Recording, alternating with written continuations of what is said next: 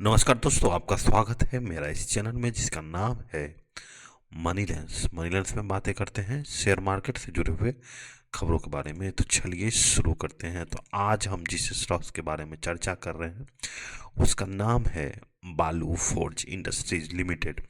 इसके बारे में आज इसलिए हम चर्चा कर रहे हैं कि आज ये लगभग 20% जो है अपना जो टॉप टॉप वैल्यू था 650 से वहाँ से नीचे गिरते हुए 465 या 465 के आसपास आके बंद हुआ। लेकिन बाजार जैसे जैसे आगे बढ़ा 465 के आसपास, फिर बाजार जैसे जैसे आगे बढ़ा तो ये धीरे धीरे रिकवर करते हुए लगभग 8% रिकवर किया और 12% पे जाके बंद हुआ। तो आखिर ऐसा क्या हुआ है बालू फोर्ज में जो लगभग जो लगातार ये गिरते जा रहा है। आज गिरा है 20%।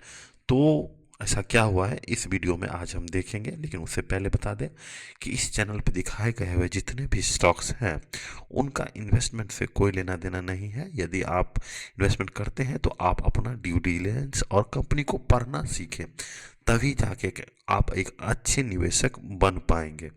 तो चलिए शुरू करते हैं। तो देखिए आज 20% गिरा, वो तो सिर्फ एक जी न्यूज है। वो बता रहा है कि बालू फोर्ज पे इनकम टैक्स का रेड हुआ है। सिर्फ जी न्यूज, हम आपको बता दें जी बिजनेस जो है, सिर्फ जी बिजनेस के द्वारा ये बताया गया है कि इनकम टैक्स रेड हुआ है। लेकिन बाकी अन्य जितने भी पोर्टल हैं या फिर जितने भी वेबसाइट हैं, आप उनमें देखिए कि बालू फोर्ज का जो चर्चा है सिर्फ 20% सिर्फ लिखे हैं। लेकिन उन्होंने ये बताया है कि हाई सेलिंग वॉल्यूम था, लगभग 1,15,00,000 के आसपास। 1,15,00,000 के आसपास शेयर का आज ट्रेडिंग हुआ है। तो इतने बड़े वॉल्यूम के साथ जो गिरा है उसके पीछे कारण को हम देखेंगे। क्योंकि देखिए इसमें सबसे बड़ा चीज़ है कि इसमें लगातार 3-4 इन्वेस्टमेंट जो है बालू फोर्ज कर रहा है, अपना कैपेसिटी को बढ़ा रहा है और नए नए पार्टनर्स को एक्वायर कर रहा है। जैसे स्वान बालू हैवी इंडस्ट्रीज को उन्होंने एक्वायर किया है। इसका लगभग 40% इसके स्टेक्स को खरीदा है, ठीक है। और ये जो कंपनियां हैं वो डिफेंस, एरोस्पेस, रेलवे और न्यूक्लियर, लगभग जो आजकल की जो फ्लेवर वाली चीज़ें हैं उसमें ये कंपनी निवेश करती है। तो मैन्युफैक्चरिंग करती है डिफेंस, एरोस्पेस, रेलवे और न्यूक्लियर, ये 4 चीज़ें हैं, ठीक है। आप लोग देखते जाइए, कनेक्ट डॉट को कनेक्ट करते चले जाएगा। क्योंकि आज यहाँ पे देखिए उससे पहले जो है दिसंबर में 10 दिसंबर का इनका एक डॉक्यूमेंट रिलीज किए हैं और उसमें उन्होंने बताया है कि लगभग 3,60,000 सेल्स जो है एम्प्टी सेल्स ये बनाएंगे। यहाँ पे देखिए ये बालू फोर्ज जो कंपनी है वो लगभग पुराने ज़माने से, मतलब जब से कंपनी स्टैब्लिश हुआ है तो अच्छे प्रकार के crankshaft, railway wheels, brake component, hydraulic, मतलब बेसिकली जो फोर्जिंग के जितने भी इक्विपमेंट होते थे उन्होंने ये बनाया है।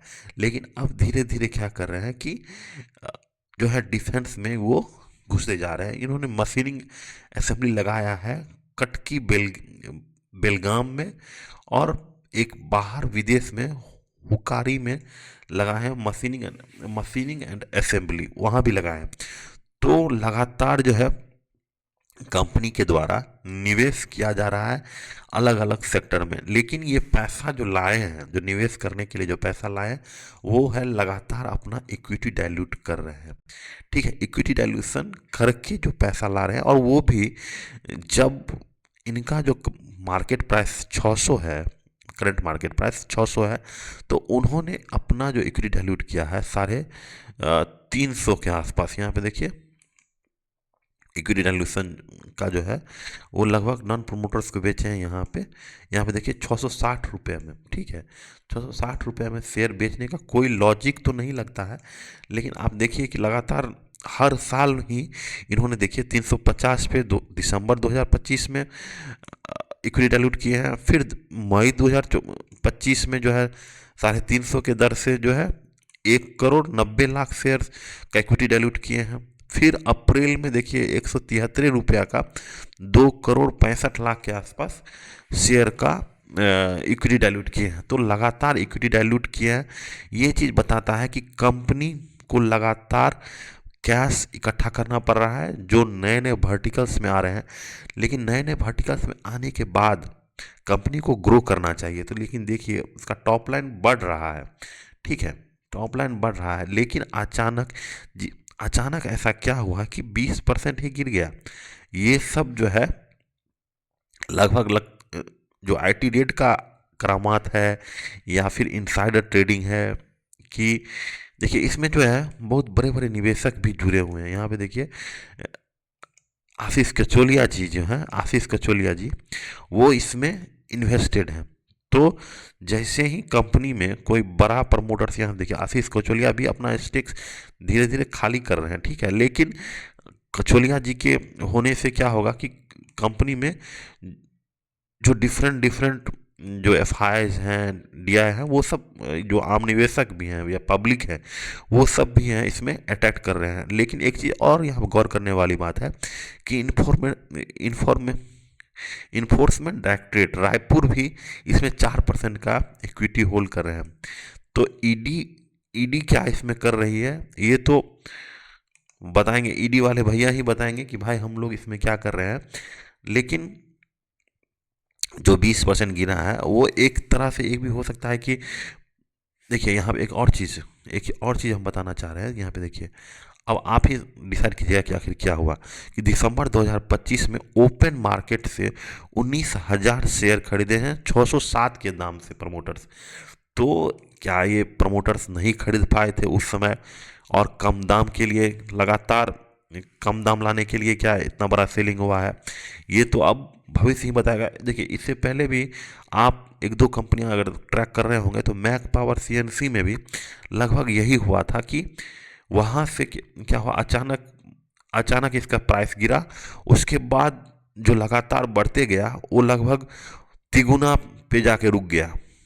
तो क्या ये फिर से वही रिपीट हो रहा है? देखिए क्योंकि कंपनी नए नए सेगमेंट में जा रही है, और देखिए क्या होता है कि कंपनी को नए सेगमेंट में जाने के लिए भी कुछ ना कुछ प्रैक्टिकल चीज़ चाहिए कि जिससे कि वो, अगर मान लीजिए कि आप किसी चीज़ में एक्सपर्टीज नहीं है और आप उस चीज़ में जा रहे हैं तो आप कहीं ना कहीं धक्का खाइएगा। ये चीज़ भी हो सकती है। लेकिन जिस तरह से इसके टॉप लाइन में ग्रोथ हो रहा है, ये कुछ और ही बता रही है। और जिस तरह से सेल देखिए, अभी तक का 1,000 करोड़ का सेल्स हो चुका है, और 2028 तक के कंपनी के जो प्रमोटर्स हैं उन्होंने बताया है, जो मैनेजमेंट है उन्होंने बताया 2028 में हम लगभग 3,000 करोड़ के आसपास पहुंच जाएंगे। तो ये एक अच्छा गाइडेंस आपको लगता है? अगर फिलहाल ये अगर और इक्विटी डाइल्यूट नहीं करते हैं तो ये एक अच्छा जो है, एक कंपनी अच्छा फंडामेंटल पे आपको मिल सकता है, ऑलमोस्ट डेट फ्री है। तो आरओई भी देखिए इसका ठीक है, सेल्स ग्रोथ, प्रॉफिट ग्रोथ सब सही है। पी देखिए, फोर्जिंग कंपनी को पी कभी हाई नहीं मिलता है, बशर्ते कि वो जिस तरह की कंपनी जिस तरह के जैसे एरोस्पेस में जा रही है तो वहाँ पे अगर जाएंगे तो क्या हो जाएगा कि एक एंट्री लेवल बैरियर आ जाते हैं जिससे कि स्टॉक भी ऊपर जाता है। तो बालू फोर्ज 20% क्यों गिरा है? आईटी रेट में हुआ है। इसका जो कंपनी की तरफ से कोई क्लैरिफिकेशन नहीं आया है। आप यहाँ पे देखिए कि रिसेंट में देखिए कोई भी कंपनी की तरफ से कोई भी इसके थ्रू कोई भी ऐसा बात नहीं हुआ है। इससे पहले भी पॉलीकैब या थार्स में हुआ था, तो कंपनी फिर बाद में बोली कि भाई कुछ नहीं मिला, या फिर वहाँ से स्टॉक और ऊपर की तरफ भागा। तो मुझे तो कुछ ना कुछ ज़रूर गड़बड़ लग रहा है कि भाई यहाँ से क्या होगा। तो ज़्यादातर तो पॉजिटिव ही लग रहा है, निगेटिव का चांस कम है। बाकी बाकी अब देखिए क्या होता है। सब कोई भी क्लियर बातें तो नहीं कह सकते हैं, क्योंकि सेबी कभी भी किसी को पकड़ सकता है। लेकिन मैं इसकी तरफ, अगर मैं होता तो इसकी तरफ मैं पॉजिटिव ही हूँ। निगेटिव फिलहाल होने की कोई चांस नहीं है। यदि आप क्या इस कहानी से आपको क्या असर पड़ता है, आपके व्यू क्या है, आप निगेटिव हैं या पॉजिटिव है, ज़रूर नीचे कमेंट्स लिखें और वीडियो को पूरा देखें, ठीक है। अगर अच्छा लगा तो चैनल को ज़रूर सब्सक्राइब कीजिए। अपना कमेंट्स जरूर लिखें। Thank you, have a nice day.